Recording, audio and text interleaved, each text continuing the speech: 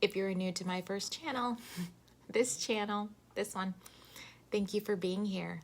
And I'm just here sharing educational knowledge with you that I've accumulated over approximately 10 years of practicing law. Please take a moment to subscribe or follow. And with that said, I'll begin.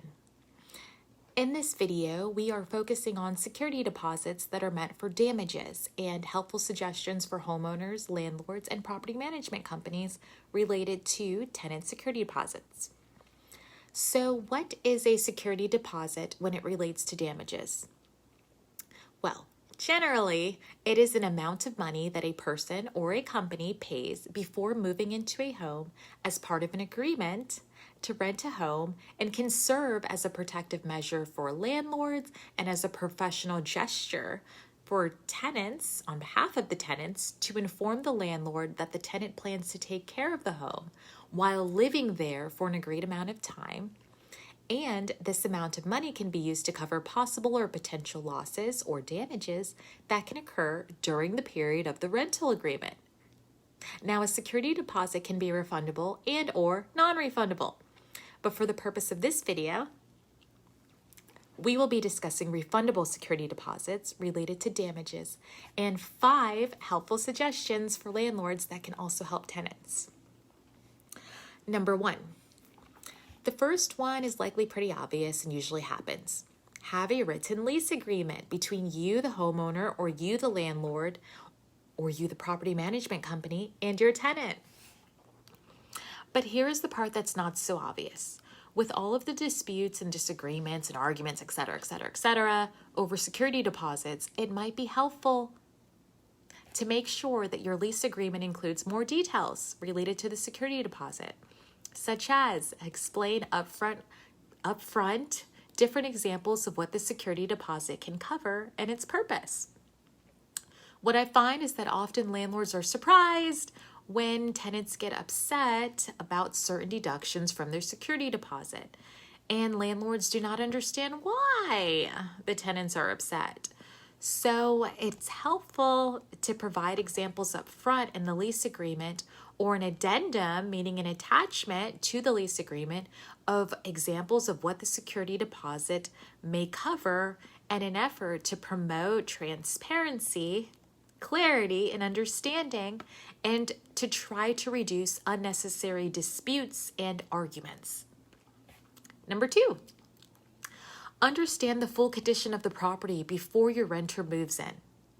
It is helpful to make sure you have done a full, accurate evaluation of the property after each move out and before each move in, and not just depend on a third-party contractor to do the evaluations for you. Now, there are some really great third-party contractors out there, and then there are some that are not great at all, but rather quite the opposite. Some third-party contractors might tell you, some of the ones that are not great, might tell you that X, Y, and Z needs to be replaced, and there's nothing wrong with X, Y, and Z that requires you to replace the whole thing. But when replacements are more profitable than cleanings, example with carpet, then some companies prefer that you just replace it if it means more profit for them. So take the time to evaluate and document the condition of your home yourself, if possible. An example before new renters move in and when renters are moving out, to try to prevent certain disputes from happening later, especially when it impacts security deposits.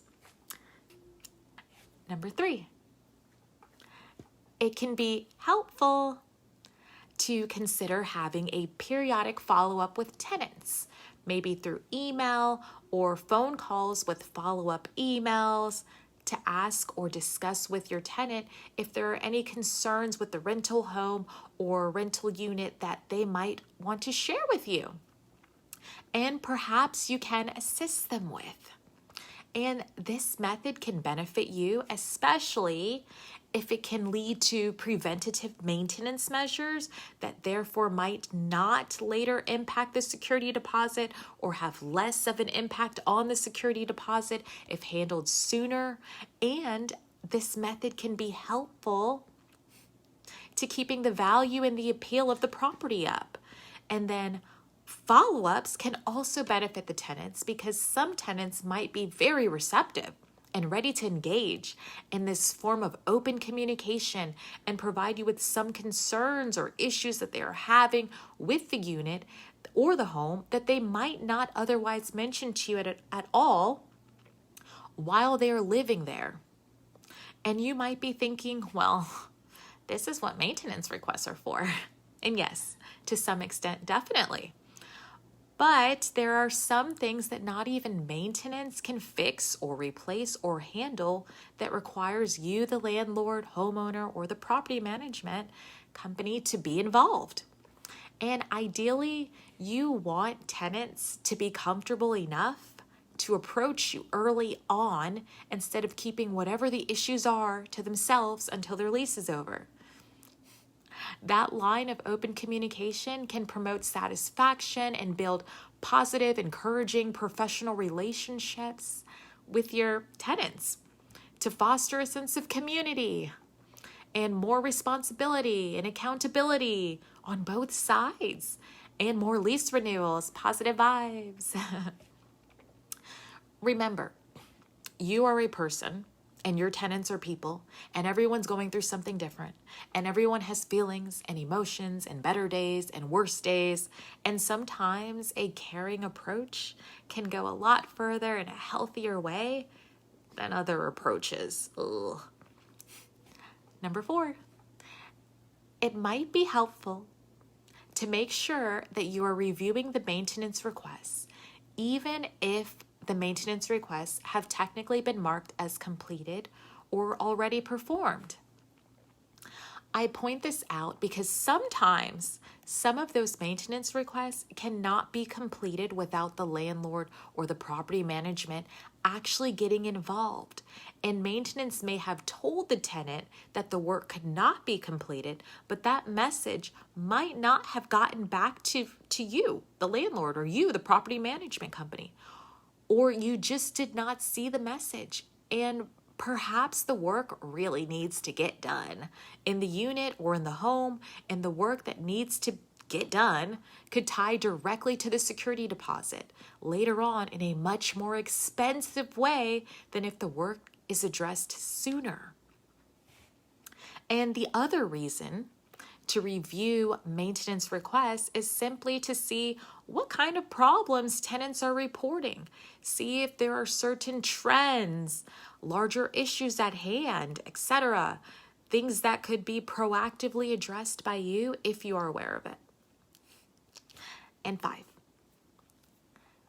when you send your former tenants their security deposit correspondence, along with the security deposit minus the appropriate deductions, and you provide the details of what was deducted, an example through itemization, it is also helpful to provide copies of actual receipts related to the appropriate deductions from their security deposits. Actual detailed receipts that state the date of the transaction, the amount paid, the service or the item that was paid for, and some sort of proof that directly relates to the home or the unit that your tenant just moved out of.